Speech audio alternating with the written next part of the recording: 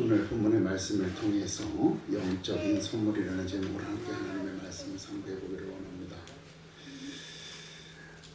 사도 바울은 젊은 시절 주님을 영접하고 난 이후에 일생 동안 복음을 전하는 삶을 살았습니다.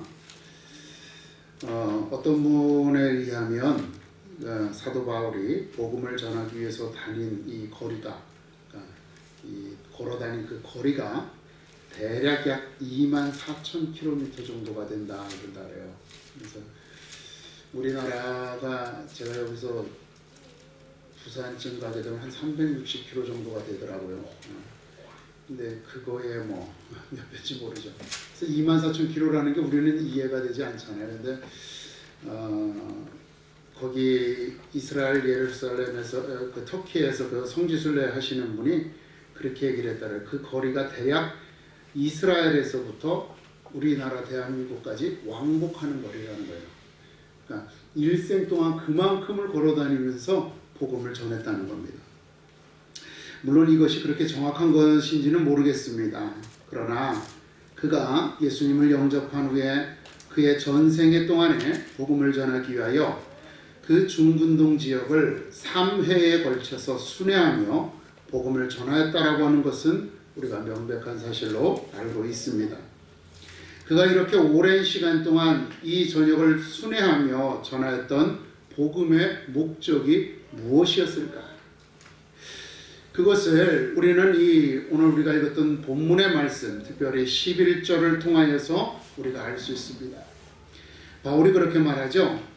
어떻게 하든지 내가 하나님의 뜻 안에서 너희에게로 나아갈 좋은 길 얻기를 원한다.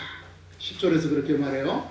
그러면서 11절에 보니까 내가 너희를 보기를 간절히 원하는 것은, 내가 로마에 가서 너희들을 만나서 내가 전해주고 싶은 것은, 이런 뜻이죠. 어떤 신령한 은사를 너희에게 나누어 주어 너희를 견고하게 하려 함이니, 이렇게 말씀하고 있습니다.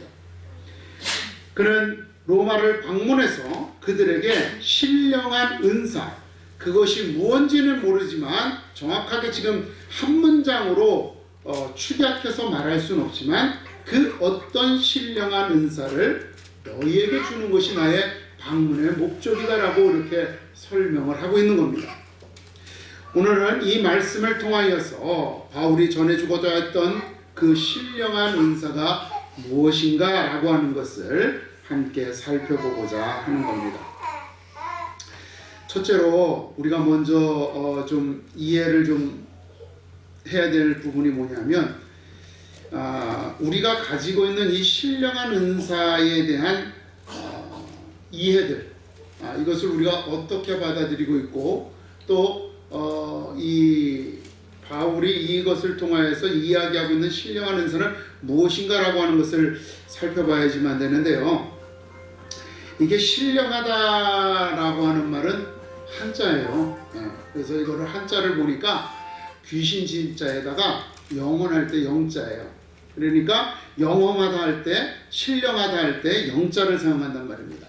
그러니까 우리나라 사람들, 뭐 요새 젊은 사람들은 한자를 잘 배우지 않는 세대고, 저희 때부터 뭐 국어 순화운동, 뭐 국어를 중시하는 그런 게 돼가지고 저희가 중학교 때까지는 한자를 열심히 외웠던 것 같은데 고등학교 올라가서 그렇게 한자를 외웠던 기억이 별로 없는 것 같아요.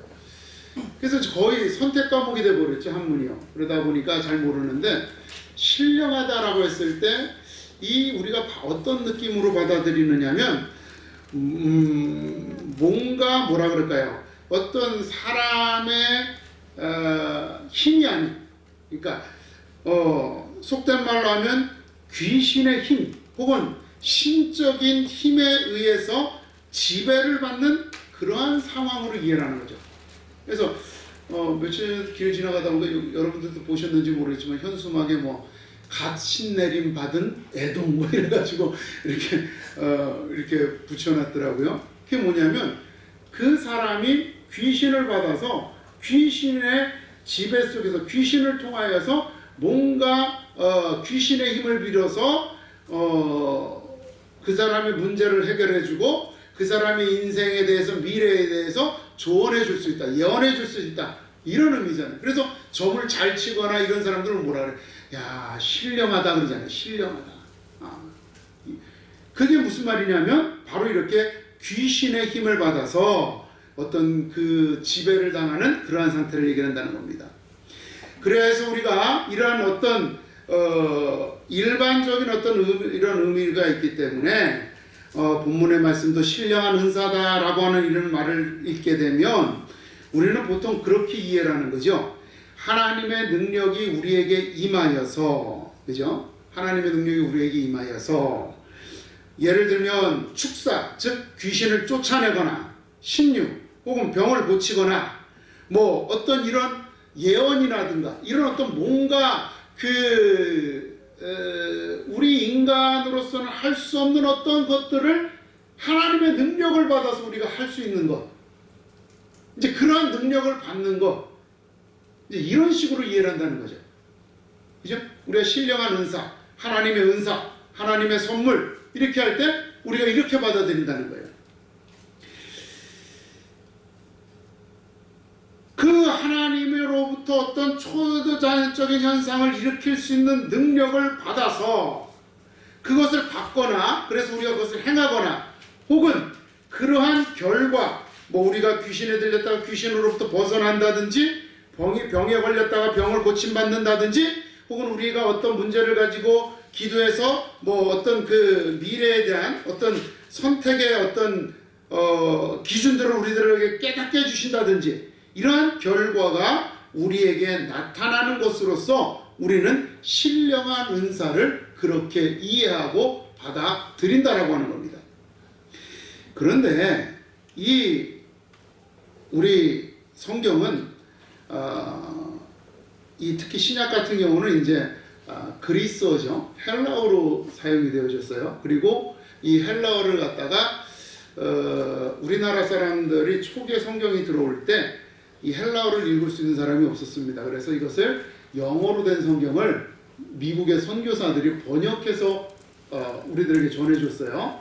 그러다 보니까 이게 조금 약간 우리들 입장에서 이해하는 것들이 많아요. 그래서 이 원문을 보게 되면 이 신령하다라고 하는 것이 무엇을 의미하면 신령한 은사 그러면은 spiritual gift예요. 이게 무슨 말이냐? 무슨 영적인, 영혼의, 그 다음에 조금 더 우리가 이것을 다른 표현으로 하면 정신적인, 그 다음에 숭고한, 뭔가, 즉 이런 무슨 말이냐면 뭔가 우리가 가지고 있는, 우리가 소중하게 여기는 이런 물질적인 가치보다 더 차원이 높은 또 다른 그런 의미를 가지고 있는 거죠. 세속적이지 않고 어떤 우리들의 어떤 그 숭고한 정신적인 가치, 예를 들면 뭐 사랑이라든지 뭐 어떤 뭐라 그럴까요? 우리나라에서 자주 말하는 뭐 민주, 자유, 뭐 이런 어떤 그런 어떤 고귀한 이념적인 가치들을 가리키는 거라는 거죠. 그러니까 정신적인 것을 의미한다는 거예요. 물질적인 것이 아니라, 물질적이거나 세속적인 그런 것을 얘기를 하는 것이 아니라 그 물질적이고 세속적인 것을 초월하는 것을 의미하는 거죠. 그러니까 여러분 잘 생각을 해보세요. 앞서 말씀드렸던 신령한 은사라고 하는 이것을 우리가 기존에 받아들이는 어떠한 신비한 능력을 행하는 힘이나 혹은 그 신비한 능력을 통해서 내가 결과를 얻게 되는 것을 과연 이것을 영적인 것이다라고 할 수 있느냐라고 하는 거죠. 왜냐하면 그것들은 여러분 어때요? 결국은 이 세상에 속한 것으로 결과지어진다는 거죠. 예를 들어서 제가 병 고치는 은사를 받았어요. 그럼 제가 병을 고쳐줘요. 병 고침을 받는 건 뭐가 병이 나는, 우리 육체의 병이 고쳐지는 거잖아요. 그죠? 결국 우리의 육체가 유익이 되어지는 거예요. 이 육체는 뭐예요? 물질이란 말이에요. 세속적인 거죠. 예를 들어서 우리가 어떤 인생에 어려운 문제가 있어요. 사업을 하려고 할 때 내가 이 사업을 해도 됩니까? 안 해도 됩니까? 하나님 앞에 기도한단 말이에요. 그래서 어떤 분이 예언의 은사가 있다 그래서 그분한테 기도받았더니 사업해, 하지 마, 이런 답변을 받았다 그래요. 그러면 이 사업이라는 건 뭐예요? 결론이. 목적인 이 사업은 영적인 거예요? 세속적인 거예요? 세속적인 거죠. 물질적인 거잖아요. 그죠? 그렇기 때문에 우리가 어떤 이러한 신령한 은사라고 하는 것, 하나님께서부터 주시는, 하나님께서 우리에게 주시는 영적인 선물이라고 하는 것을 우리의 삶의 현장을 변화시킨 어떤 능력이나 이런 것들로 이해하기 시작하면 우리는 신비주의에 빠질 수밖에 없고 기복주의에 빠질 수밖에 없다는 겁니다. 하나님이 말씀하시는 영적인 은사라고 하는 것은, 영적인 선물이라고 하는 것은 이러한 것이 아니라 이 본문에서 말하고 있는 신령한 은사란 진정한 복음을 의미하고 있다는 거죠. 여러분, 복음이라고 하는 것이 무엇입니까? 바울은요, 로마서를 쓰는데요, 이제 여기 서두에서 내가 너한테 어떤 신령한 은사, 영적인 선물을 주기를 원해. 그러면서 자기가 지금은 비록 가지 못하지만 이 편지를 통해서, 이 글을 통해서 너희가 내가 주려고 했던 이 영적인 선물이 무엇인지를 알려주겠다라고 해서 편지를 쓰는 거거든요. 그 편지의 내용을 가만히 보게 되면 거기에는 무슨 내용이 되어 있냐면 우리의 믿음을 설명하고 있다는 거죠. 우리 주 예수 그리스도로 말미암아 우리가 구원을 받았다라고는 이 사실을 그들에게 보다 분명하게, 보다 명확하게 설명해 주는 것이 로마서의 내용이라는 겁니다. 여러분, 로마서를 가만히 보세요. 우리가 로마서를 보면서 뭐라 그래요? 이거는 우리 신약시대의 교리서와 같다 그랬어요. 교리서. 굉장히 어떤 우리의 신학의, 우리 신앙의 진수들을 함축적으로 잘 요약해서 정리해 놓은 것이 로마서예요.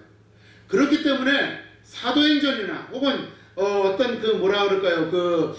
사복음서와 같이 어떠한 이적이나 어떠한 사건이나 이러한 것들을 중심으로 쓰여져 있지 않아요. 우리의 믿음이 무엇인가? 우리가 어떻게 믿는가? 무엇을 믿는가? 우리 하나님께서 우리들에게 무슨 복을 주셨는가? 무슨 은혜를 주셨는가? 이것을 중점적으로 기록하고 있는 게 로마서라고 하는 겁니다. 즉, 사도 바울은 이 로마의 교우들에게 하나님이 어떤 분이신지, 우리 인간은 어떠한 존재인지, 우리가 하나님과 어떻게 해서 화해를 하고 하나님의 은혜를 받아서 우리가 하나님의 자녀가 되었는지에 대해서 설명해 주고 있다는 거죠. 그것이 로마서 1장부터 11장까지의 내용입니다. 하나님이 우주 만물을 창조하시고 인간에게 그것을 다스리는 권세를 주셨는데 그 최초의 인류였던 아담과 하와가 범죄함으로 말미암아서 그 모든 은혜와 권세를 잃어버리고 하나님으로부터 버림받죠. 에덴 동산에서 쫓겨납니다. 그러나 이러한 범죄에도 불구하고 하나님께서는 우리 사람들을 사랑하시사 그들을 구원하시기 위하여서 이스라엘 백성을 선택하시고 이스라엘 백성에게 율법을 주심으로써 그들이 그 율법을 통하여 하나님께 돌아오는 것을 원하셨던 것입니다. 그리고 이제 때가 되심으로써 율법의 모형이신 원형이신 예수 그리스도를 이 땅에 보내시어 우리를 위한 대속의 제물로 삼아 우리의 모든 죄를 사하여 주심으로 우리가 하나님과 화해가 되었고 하나님의 자녀가 되었으며 하나님의 나라를 상속받게 되었다라고 하는 것이 1장부터 11장까지의 내용이란 말입니다.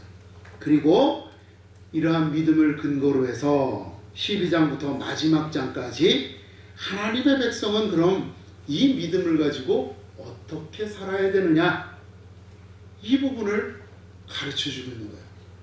그러니까 여기에는 어떤 우리가 말하는 어떤 신비한 일들에 대한 이야기가 아니라는 거예요.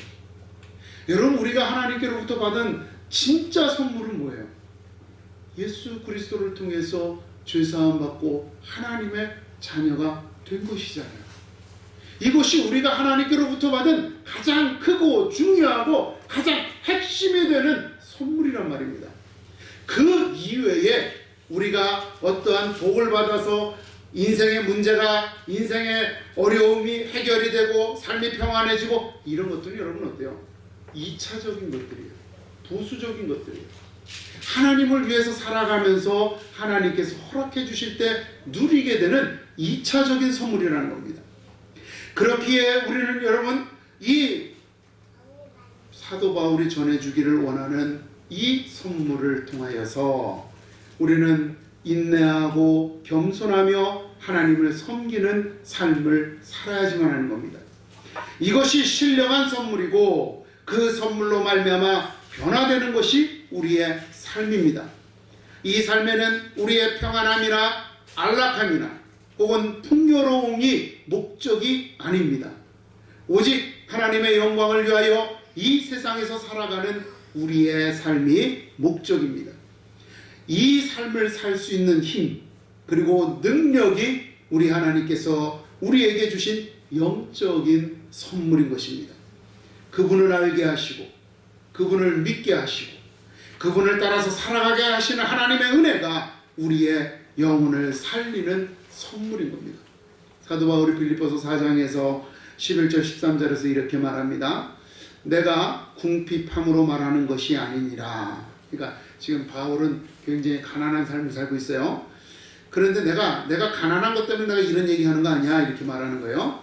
어떠한 형편에든지 나는 자족하기를 배웠고, 그러니까 뭐 나한테 뭐 배부르게 먹지 않아도 나는 내 생명을 유지할 수 있는 최소한의 먹거리는 내가 스스로 책임지며 살 수 있어. 이제 이렇게 얘기를 하는 거죠. 나는 비천에 처할 줄도 알고 풍부에 처할 줄도 알아서 모든 일, 곧 배부름과 배고픔과 풍부와 궁핍에도 처할 줄 아는 일체의 비결을 배워노라. 어디에서 배웠어요? 예수 그리스도 안에서 내가 이 삶의 방법을 배웠다는 거예요.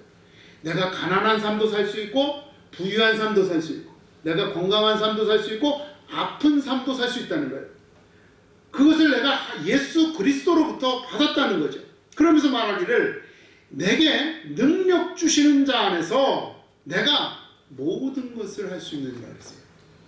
여기에서 내가 모든 것을 할 수 있느니라라고 하는 것이 뭔가 초자연적이고 신비한 것들을 내가 할 수 있는 능력을 받았다는 것이 아니라 앞서 11절 12절에서 얘기했던 내가 궁핍한 삶을 살아도 내가 풍부한 삶을 살아도 내가 건강한 삶을 살아도 내가 병든 몸으로 삶을 살아가라도 나는 그 속에서 하나님을 향한 믿음을 지키면서 어떠한 삶의 형편에서도 내가 살아갈 수 있는 힘, 그 능력을 받았다라고 사도 바울이 고백하고 있는 거란 말입니다. 그는 하나님의 능력으로 온갖 이적을 혹은 불가능을 가능하게 할 수 있다라고 하는 것이 아니라 자신의 삶의 환경이 어떠하든지 하나님께서 주시는 믿음으로 모든 것을 견딜 수 있게 되었다라고 선언하고 있는 것입니다. 그는 이렇게 하나님께서 주신 영적인 선물, 그의 영혼을 살리는 선물, 복음으로 자신의 삶을 살아내며 하나님께로 돌아갔던 것입니다. 여러분, 오늘 우리의 삶이 이 삶이 되어야 됩니다. 우리 주님께서 주시는 이 영적인 선물을 받은 우리의 신앙이 이 신앙이 되어야지만 하는 겁니다. 하나님께서 우리의 영혼을 살리시기 위하여 주시는 이 선물, 이 복음을 우리의 가슴에 품고 믿음으로 모든 환경 속에서 하나님을 따르는 삶이 되어야 하는 것입니다. 이 삶을 살도록 바울은 로마의 교우들에게 그리고 오늘 우리들에게 권면하며 가르치고 있는 것입니다. 이 영적인 선물 여러분 우리가 받았으니 하나님 안에서 우리의 영혼을 또 우리의 이웃의 영혼을 든든히 세우라고 말씀하고 있는 것입니다. 이 선물이 우리의 것으로 이 삶이 우리의 삶으로 만드는 그러한 하나님의 자녀가 되기를 주님의 이름으로 축원을 드립니다.